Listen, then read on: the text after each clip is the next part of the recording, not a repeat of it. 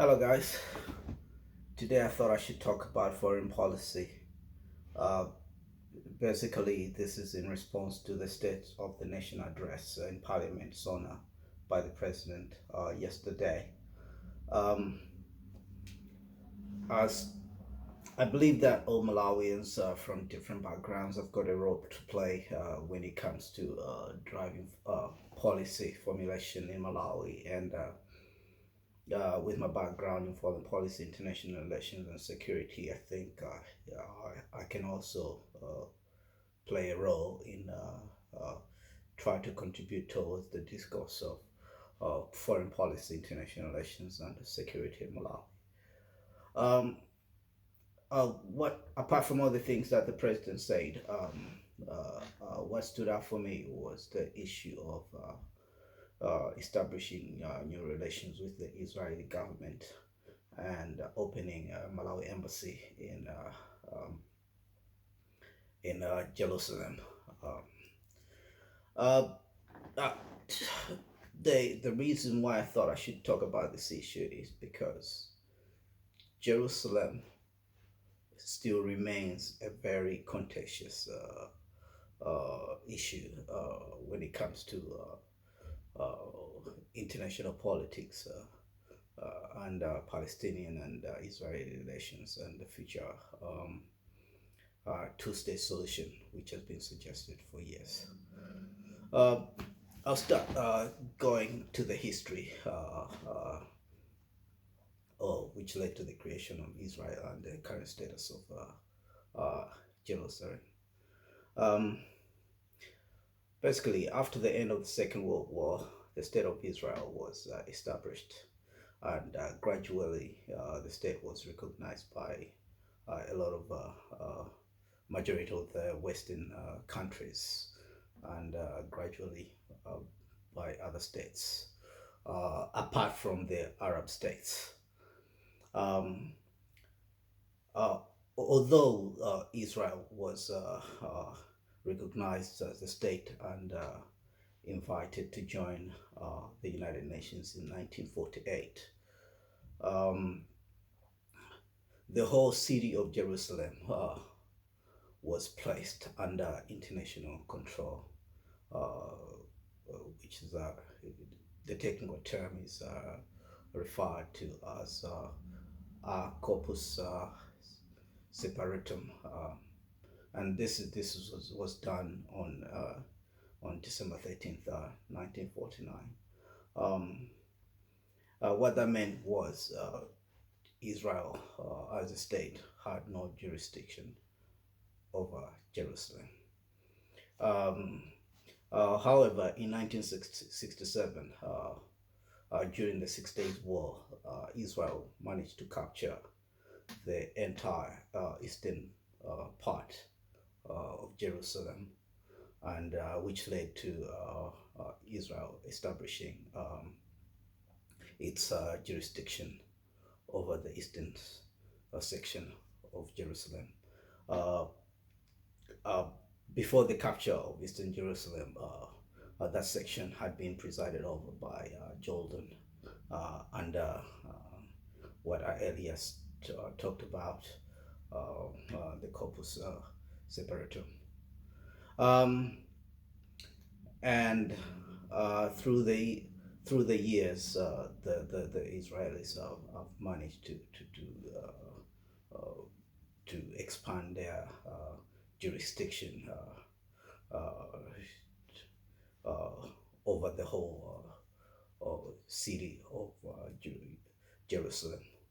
However, under international law, uh, Israel's occupation of Jerusalem uh, is still considered illegal by the United Nations, the Security Council, and the General Assembly. So, um, and through the years, the Israelis have desperately tried to get recognition and have Jerusalem as their capital. But even some of Israel's most important backers uh, have resisted allowing this to happen, including the United States uh, and the rest of the Security Council, until last year. The Trump administration unilaterally decided to recognize Jerusalem as the capital of Israel, um, which uh, was criticized by all the other members of the Security Council, that is China, Russia, Great Britain, and France. Um, and this hasn't been endorsed by the General Assembly until now. So, for the future establishment of a free Palestine state and a free Israeli state recognized by all, Jerusalem still remains one of the contentious issues that's on the table that has to be agreed upon by both sides. So I find it a bit problematic that uh, our government has gone ahead to suggest that they will be opening the Malawi embassy in Jerusalem instead of the usual Tel Aviv, where all other countries have their embassies.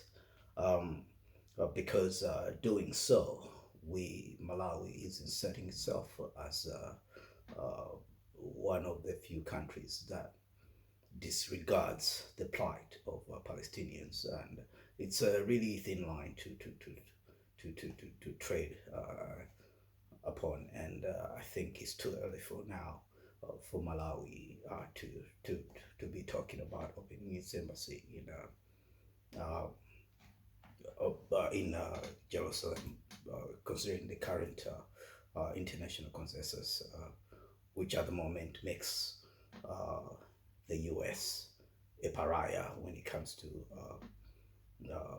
multilateral solution to dealing with the political and security environment in the Middle East. So my issue mostly is not about Malawi establishing of relations with Israel, but it's more about the location of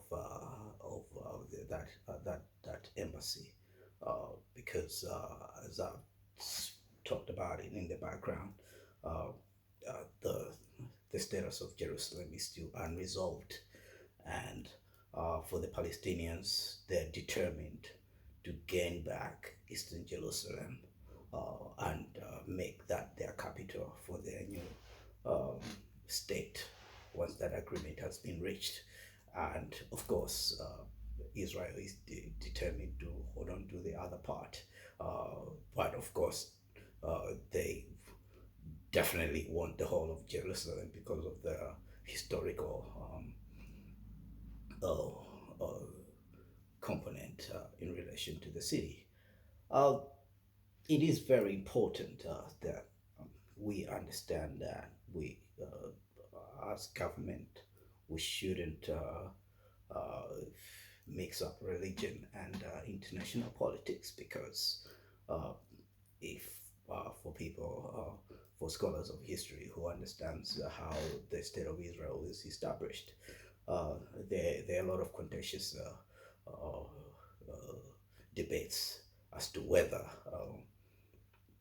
uh, the way it was established was the right way, and how the state has been expanding its territory, which is in normal circumstances would be unacceptable. And at the same time, considering the fact that we already have the state of Israel, and then we have the Palestinians, people who lived there before, and for the last 1,000 years, and these people also need to have a home, and that's when we recognize the Israeli state, and there's also the issue of having a Palestinian state for the Palestinian people, so that the two countries can coexist and live together. And of course, Jerusalem, although in the Bible, for people who are Christians, it's considered to be an iconic city for Christians. We have to understand that Jerusalem is also the home of Judaism and as well as Islam. So it's almost difficult to just equate Jerusalem to Christianity. We have to look at the bigger picture as to the importance, and there's no way the Palestinians would live peacefully with Israel if they don't claim at least part of Eastern Jerusalem. So that's why I felt it's a bit too early for our government to go straight and recognize Jerusalem as the de facto capital of Jerusalem, because everyone has avoided that, and I don't think it's a smart move for us to go that direction. Uh, so I just hope that the people who are advising the president will read and understand the dynamics of security and political environment in the Middle East, and then we formulate our policies that are in line with international consensus, instead of Malawi becoming a pariah and doing things completely differently. Because obviously, Malawi recognized the state of Israel would actually frustrate or kind of piece off some other countries who we are in relation to, who still believe that Jerusalem should remain part of the solution, the two-state solution, and should always be within the discussion for any peace agreement between Israel and the Palestinians. So I think it's important that the people who are advising the president have this background, and we move forward. And at the same time, I'm not trying to suggest in any way that the Israel is not important internationally for us to establish cooperations, but we have to make sure that we have a limited budget when it comes to foreign foreign relations and establishing running our embassies. So we have to make sure that we always establish relations and open up embassies in countries whereby we analyze the cost benefit analysis, and that Malawi can benefit a lot, starting from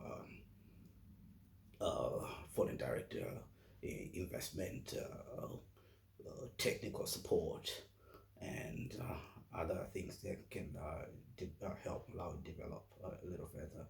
So I just hope that that assessment is always made, and we choose the right countries to establish new relations with.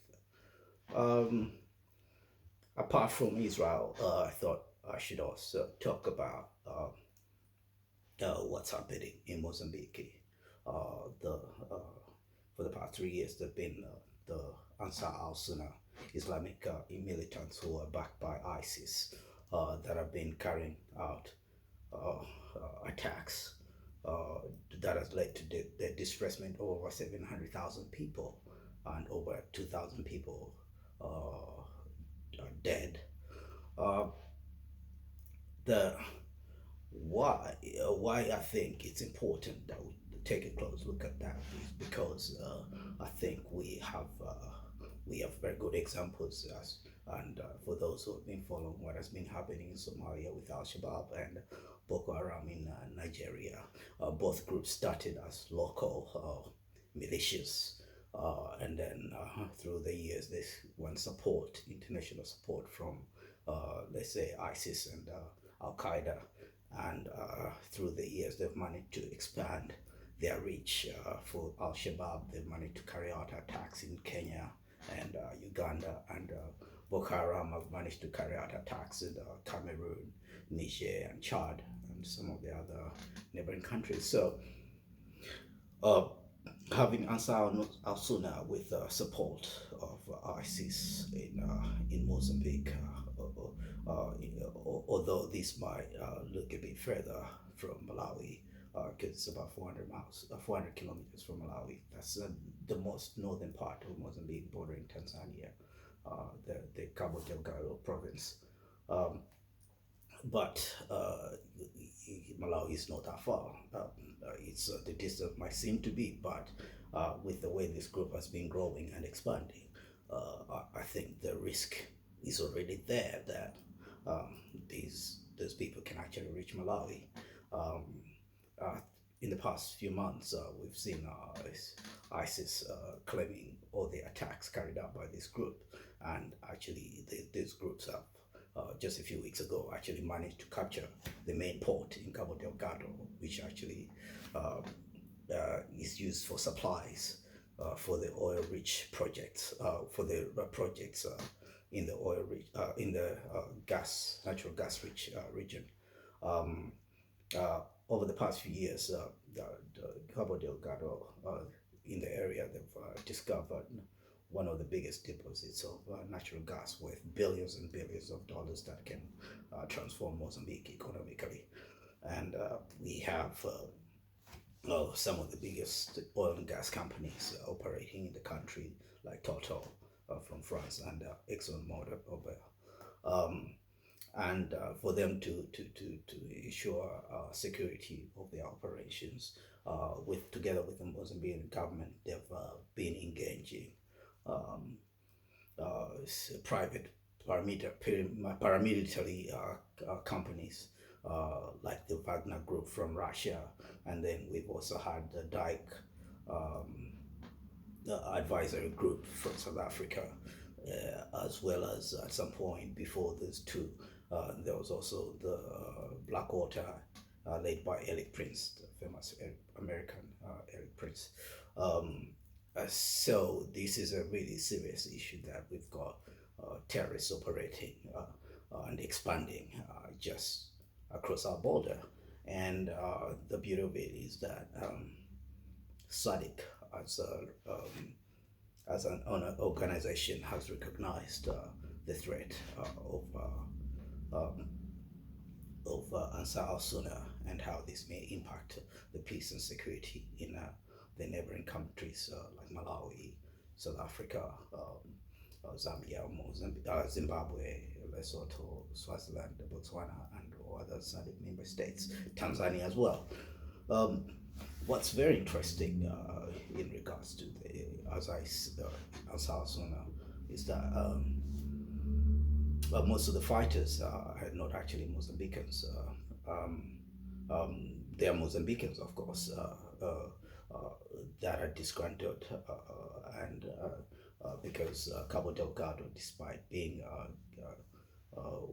rich in minerals, has remained the poorest province in Mozambique. And for years, people haven't been happy with the government, and these resentments to the government has led to this militant group growing and attracting a lot of support from the unemployed youth and disgruntled population.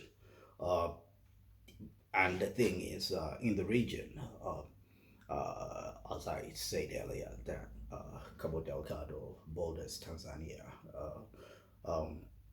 You find that there are a lot of, and in the region they speak Swahili. Kiswahili is the main language, and it's been very easy for youths from Kenya, Tanzania, mostly Tanzanians, coming to Cabo Delgado and joining Ansar al-Sunnah. And of course, there's been insurgents of some Malawians as well getting involved, although this hasn't been confirmed yet, but there's some intelligence suggesting that. So it is very, very easy for, as we have seen, for them to be expanding and actually to have influence and reach beyond Mozambique, as they aim to establish a caliphate. And a caliphate basically is more like an autonomous Islamic state, whereby they govern by the Islamic Sharia law.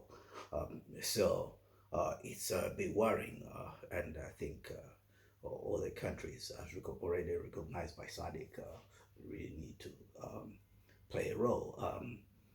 Uh, Strategically, Tanzania remains one of the most important countries Mozambique should have been engaging with because most of the fighters are from the country, and it's the only country that borders with Cabo Delgado. So, um, for in the past few years, the relations between Tanzania and Mozambique haven't been that good, um, and Mozambique doesn't want to have a joint operation with the Tanzanians when it comes to dealing with the insurgents, despite the fact that the Mozambican defense forces have been struggling to deal with the insurgents.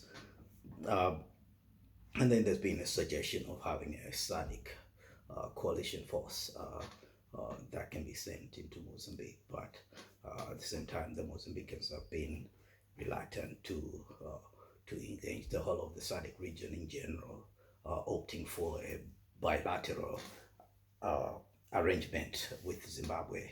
Why Zimbabwe is mostly historical.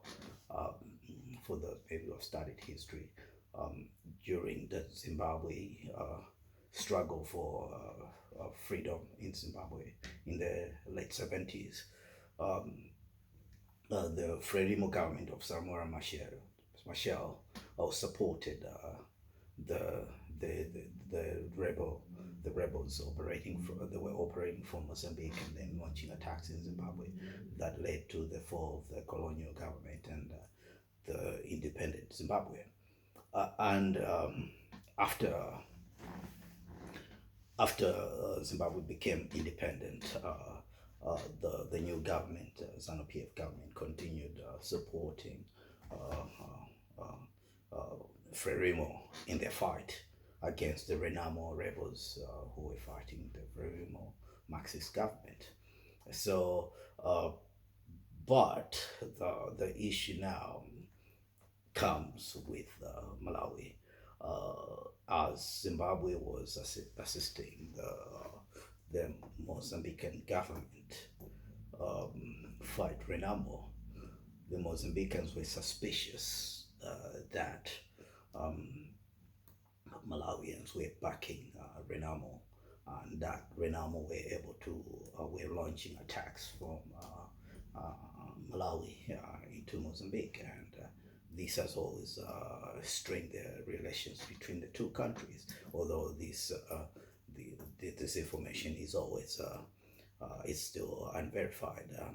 However, the premise was set based on Malawi's the regime of that time's relations with South Africa, which at that time was supporting Renamo, and Malawi was the only country in Africa that had relations with the apartheid government in South Africa. So just by relating to South Africa, the rest of the Africa didn't trust Malawi in terms of liberation for new African states, as well as the issues of apartheid in South Africa.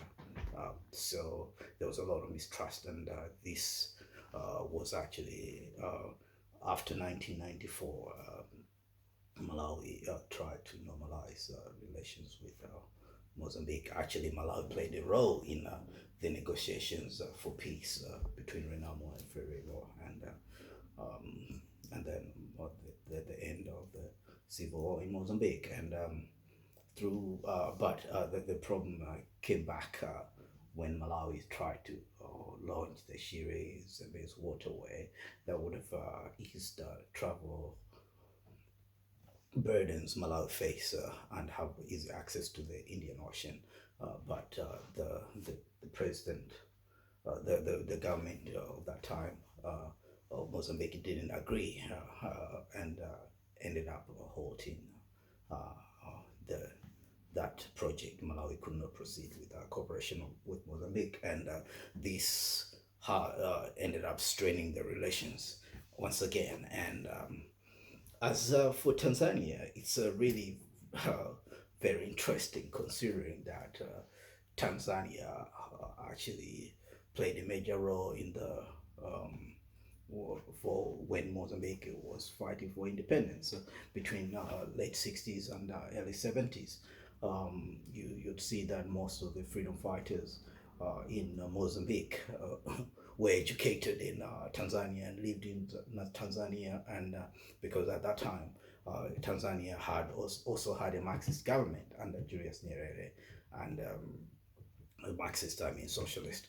Uh, so it was a bit, and actually the current president, Filipe Nyusi of Mozambique, was actually educated. He grew up and was educated in Tanzania. So you'd actually expect them to be very good friends, but through the years, the relationship hasn't been that good. So while we are struggling to find a way of how we can, countries can assist, SADC can assist Mozambique in dealing with the insurgents in Mozambique. I think it's important for Malawi and other countries to actually review their own security um, status, and then try to make adjustments, reevaluate all the weaknesses, and make sure that we are in a position to counter any form of expansion of radicalization and extremism, as well as even terrorist attacks into Malawi. So I think it's important that all the people with the technical know-how and knowledge, we can always come in and speak to our leaders, and then try to help them understand what's happening in relation to foreign policy, as well as general peace and security in the region, as well as the whole world as a whole. So I think we continue this discussion, and in the near future, I hope to have these videos live, whereby I can engage other people and I can be asked questions, and then we can try to grow this, as well as elevate this this the issue of foreign relations, international relations, as well as security. Because in the past, I think this has been this has been an area that has been ignored for a long time, and I think there's need to have a lot of engagement of us Malawians and other experts, and see how we can try to help our governments formulate the best policies in dealing with this international risks and threats around us.